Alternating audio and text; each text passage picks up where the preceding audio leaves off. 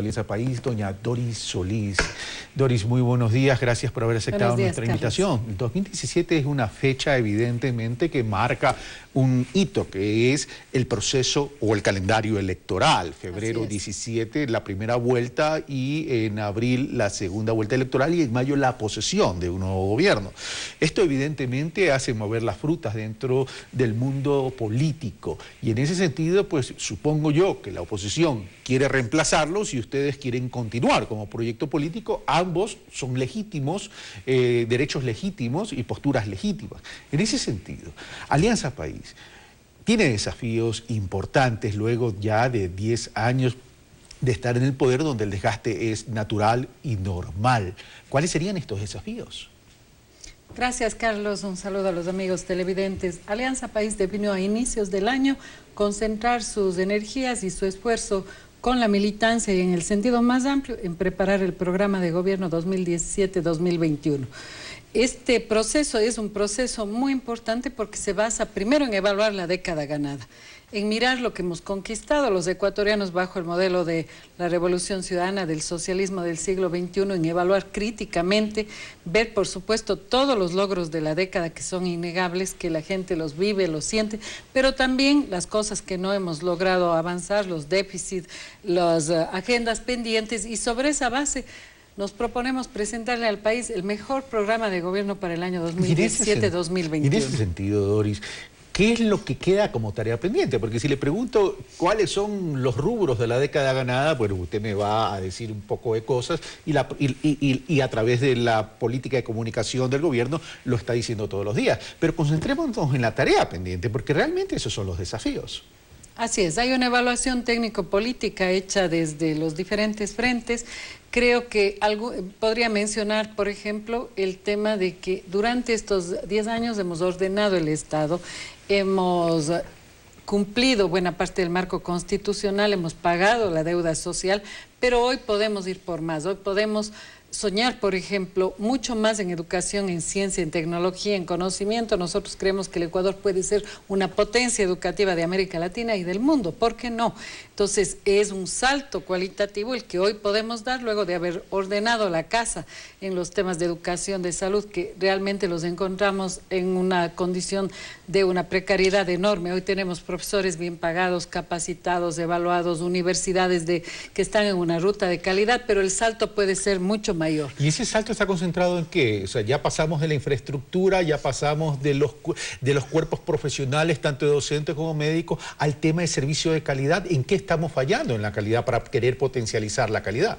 Es muy interesante porque esto ha salido de un debate de casi 2000 conferencias ideológicas y en el caso de lo social y de los servicios, la ciudadanía y la militancia plantea un eje de calidad y excelencia, dar ese salto. Universalidad sí, pero con calidad y excelencia. En segundo lugar, el tema productivo. El tema productivo se han puesto bases muy importantes para desarrollar la producción nacional, pero se necesita mucho más capacitación técnica, crédito, capacidades de emprendimiento para dar el salto tanto en lo urbano como en lo rural, despegar mucho más fuertemente en esa otra economía, la economía popular y solidaria, por ejemplo, que es uno de los temas fundamentales para el país, y así en cada uno de los campos. Yo diría, Carlos, si se puede decir, digamos gráficamente, han sido una década de inversión, una década de sembrar, una década de poner las bases. Ahora, con 8 hidroeléctricas, con proyectos multipropósito, podemos soñar en una industria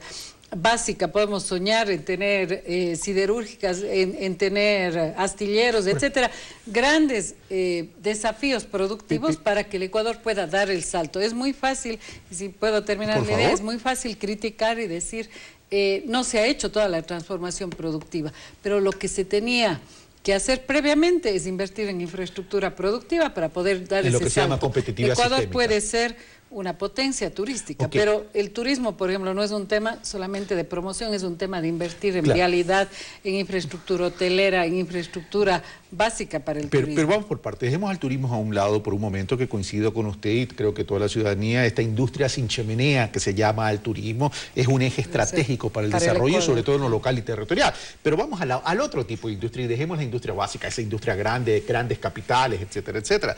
El tema es que una economía dolarizada como tiene el Ecuador, tenemos que garantizar que entren más divisas de lo que salen, o evitar que salgan divisas. Para aquello necesitamos una industria nacional manufacturera, agroindustrial, etcétera, etcétera, que garantice calidad y precios para competir con los productos importados.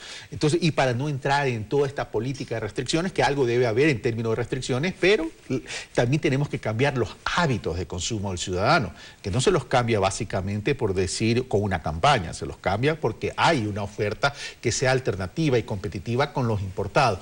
¿Cómo piensan hacer eso?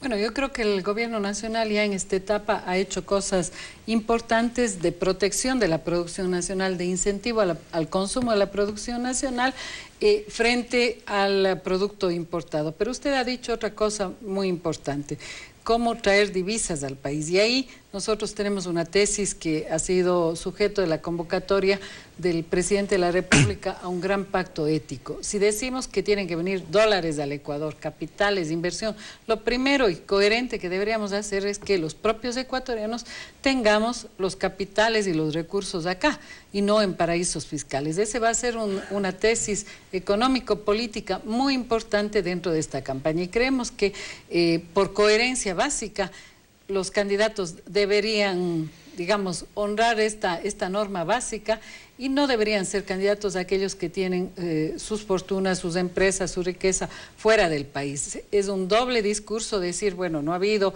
suficiente inversión extranjera, no se atraen capitales, pero tener mi capital fuera del país. Es un mínimo, es un básico que los políticos deberían garantizarle al Ecuador. Ya vamos a hablar del tema de ese pacto ético. Macri tuvo que traer su fortuna a la Argentina. Ahora, claro, él la compró en bonos del Estado. Pero bueno, vamos a lo siguiente. Estamos hablando de la necesidad de crear una industria eficiente que sea capaz de competir con lo importado para cambiar esos hábitos y consumos. Es decir, ofrecerles alternativa al consumidor. Ahora, vamos al tema, ya que usted mencionó economía popular y solidaria.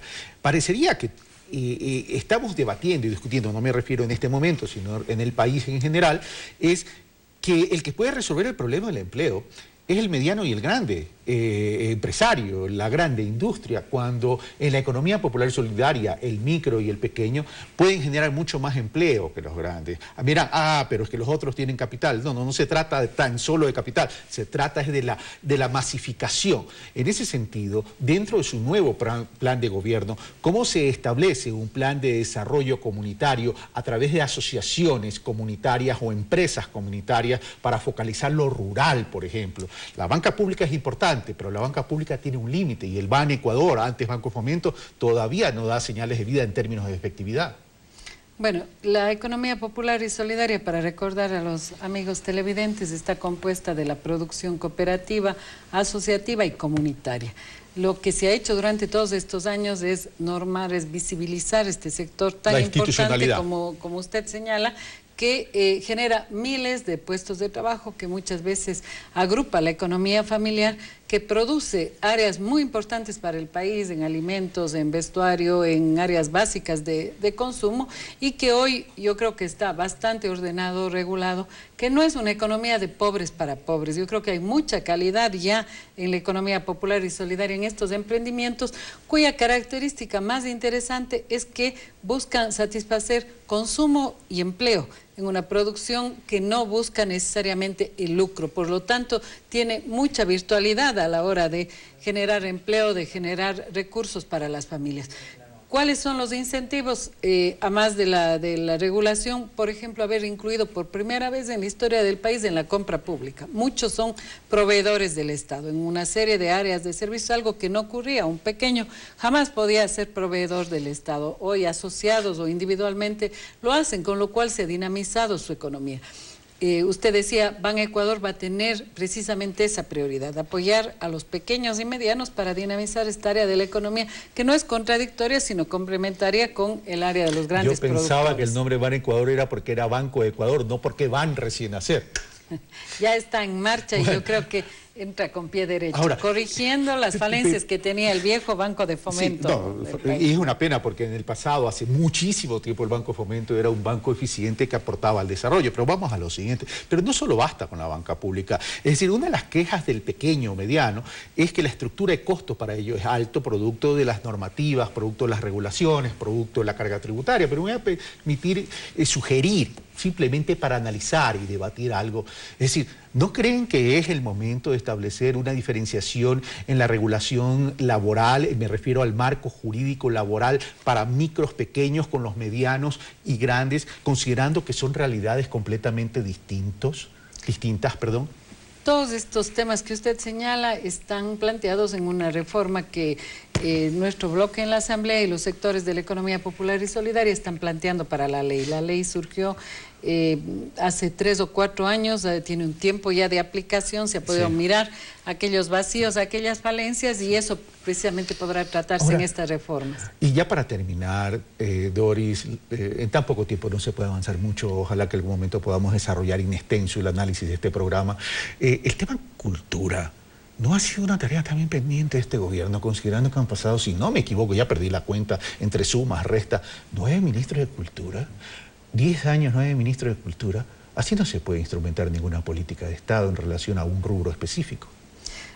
Creo que nuestro gobierno, al crear el Ministerio de Cultura, le dio toda la importancia a este sector, pero hay que entender muy bien qué es el rol del Estado en la cultura. Es un rol de promoción, de suscitación, de crear las herramientas para que los creativos puedan desarrollar precisamente sus emprendimientos. Yo creo que hay unos retos en este sector muy importantes y es un trabajo también con los gobiernos locales, crear toda la infraestructura, la base para que los creativos puedan desarrollar. Creo que tenemos sí algunos déficits y atrasos en este tema. La ley de cultura es un déficit precisamente porque al haber la ley de cultura, que esperamos pueda pronto la Asamblea ya discutirla, entiendo que está finalizado el segundo debate también, cree un marco moderno para los gestores culturales, permita crear industrias culturales nacionales, algo que la ley de comunicación ya prevé, incentivos, apoyo material, apoyo económico para nuestros creativos.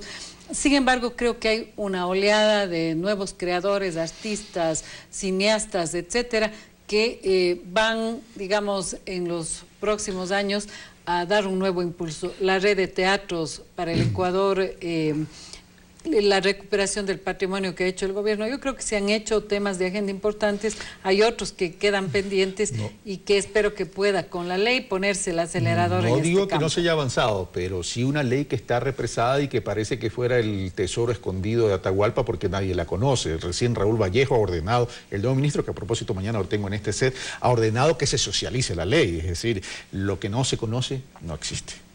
Así es, ha pasado 2 periodos de la legislatura y es hora de que el Ecuador tenga esa nueva ley de cultura. Doris Solís, siempre será un gusto conversar con usted.